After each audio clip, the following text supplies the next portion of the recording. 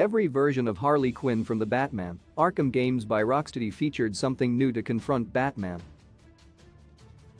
Her transformation from a clownish nurse-themed henchman of the Joker in Batman Arkham Asylum to a dangerous and psychotic gang leader in Batman Arkham Knight shows that Harley fully embraced her mercurial nature during the series' progression.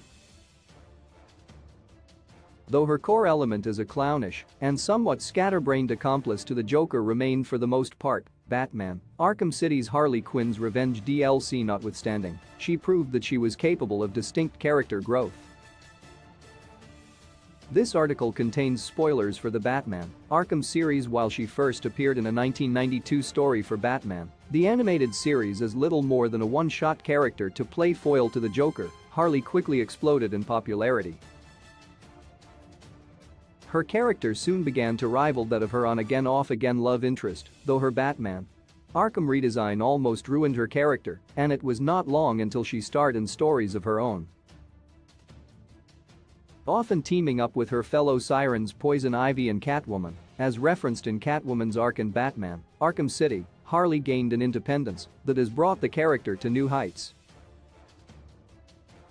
While the Arkham series ties her once again to the Joker for the most part, her force of personality and deadly tricks are more than enough to put her on par with even the deadliest of Batman's foes. When comparing her different appearances throughout Rocksteady's Batman Arkham series, Harley can be measured by a few factors. Her design in the game, effect on gameplay, and impact on the overarching story of each game. She leaves her mark on all, play a part in how her portrayal would be ranked.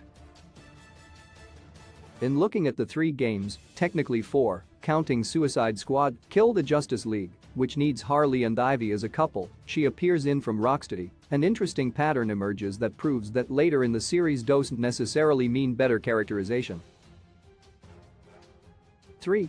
Batman Arkham Asylum's Harley Quinn leaves a lot to be desired. Batman Arkham Asylum was Rocksteady's first outing with the hero, and it shows in how they characterized Harley Quinn.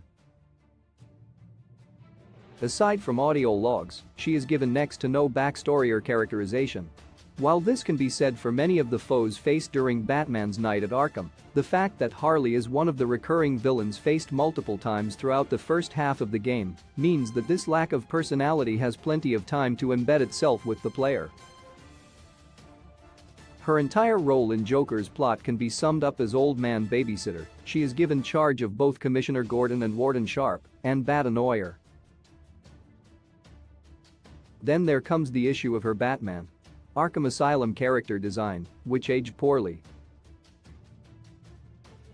Many criticize the needlessly sexualized nature of Harley's outfit especially.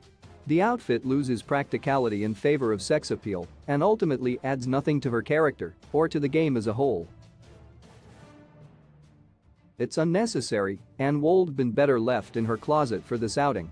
When the time comes to finally face Harley in combat, players are treated to a scene in which Batman tosses Harley in a cell without so much as a grunt of exertion. He grabs her handprints and leaves her locked up, her exit from the story about as impactful as her tenure before. 2. Batman Arkham Knight sees Harley Quinn come into her own. The death of a loved one can result in a dramatic shift in one's personality and outlook, and no one exemplifies this better than Harley Quinn in Batman Arkham Knight. Free of the Joker's influence and having worked out her grief during the previous game's excellent DLC, more on that later, Harley is now free to be her own woman, with Arkham Knight DLC hinting at Suicide Squad potential, though she definitely takes after her Putin in the psychotic clown gang leader aspect.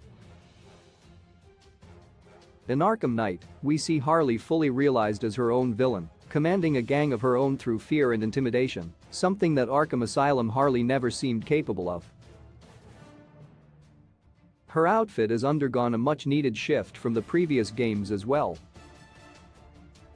Still sporting accentuation of her figure, this one is much more practical and leaves more to the imagination, while still allowing Harley to wield her trademark acrobatics and baseball bat with frightening effectiveness.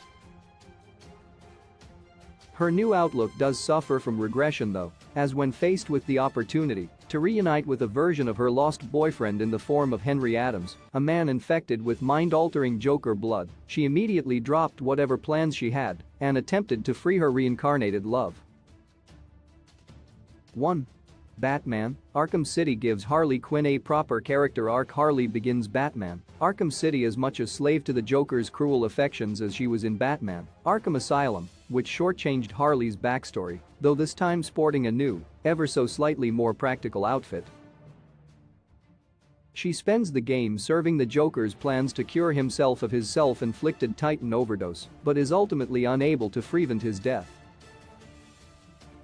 This is where Harley begins her transformation from lovesick henchwoman to true supervillain.